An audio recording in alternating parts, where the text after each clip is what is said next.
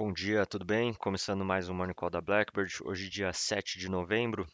Falando sobre os mercados de ontem, o Ibovespa encerrou próximo da estabilidade ontem, com uma leve alta de 0,03%, mesmo em meio a uma nova queda dos mercados americanos, que refletiu o aumento da cautela dos investidores em relação às ações de inteligência artificial. No cenário doméstico, o mercado ele repercutiu a decisão de política monetária aqui do Copom, que manteve a taxa Selic em 15%, como também era amplamente já esperado pelo mercado. Falando sobre os destaques positivos e negativos da bolsa, do lado positivo, o Redditor subiu um pouco mais de 8%, repercutindo os resultados da empresa do terceiro trimestre de 2025, que vieram acima das expectativas. E do lado negativo, Minerva caiu em torno de 13,5%, mesmo depois de divulgar números robustos no terceiro trimestre, mas refletindo também o tom mais conservador adotado pela administração durante a teleconferência, né, de resultados, além de um movimento técnico na realização de lucros.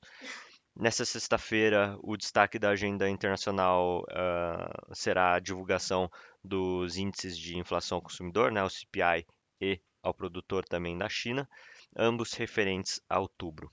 E no lado da renda fixa, as taxas futuras de juros encerraram a sessão de ontem com abertura ao longo da curva.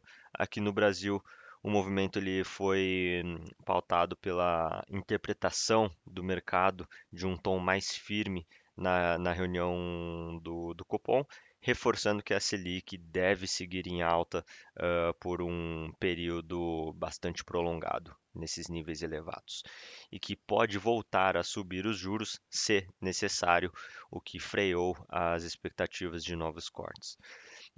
No lado internacional, nos Estados Unidos as taxas tiveram alívio, com o mercado ele reagindo à alta de 1,75, 175%, na verdade, né, nas demissões em outubro, ah, segundo também algumas consultorias.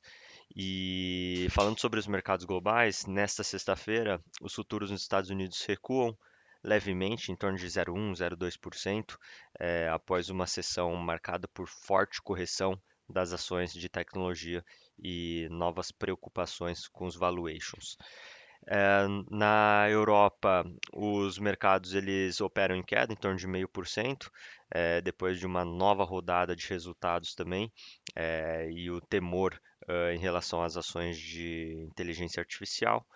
E na China, os mercados eles seguiram em queda, acompanhando o tom negativo de Wall Street e o novo sell-off, né, das ações ali, como eu comentei, no setor de tecnologia.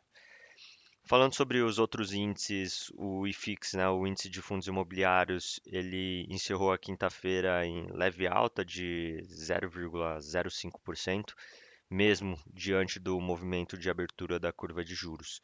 É um reflexo do tom mais duro adotado no comunicado pós-reunião do Copom, que manteve a taxa Selic em 15%, também conforme esperado pelo mercado.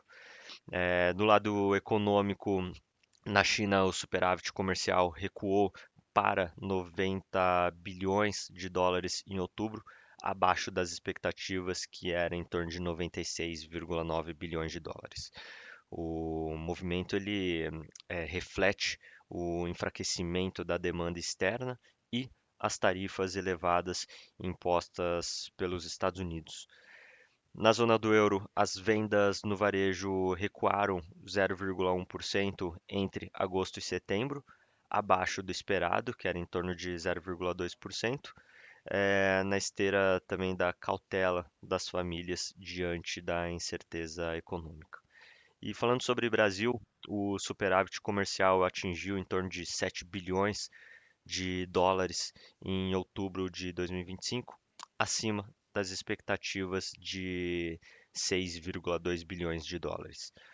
As exportações elas vêm apresentando desempenho expressivo no segundo semestre desse ano. Os embarques ali de carnes cresceram e os preços do café e do minério de ferro permaneceram em níveis favoráveis. Além disso, a safra robusta ali de grãos e a recuperação da economia argentina tem sustentado o crescimento das vendas. E falando sobre as agendas, a agenda econômica de hoje relativamente vazia, destaque para os discursos dos diretores ali do Fed, eh, e quanto a isso, tem alguns indicadores também econômicos. Bom, vamos ficando por aqui. Muito obrigado, bom dia.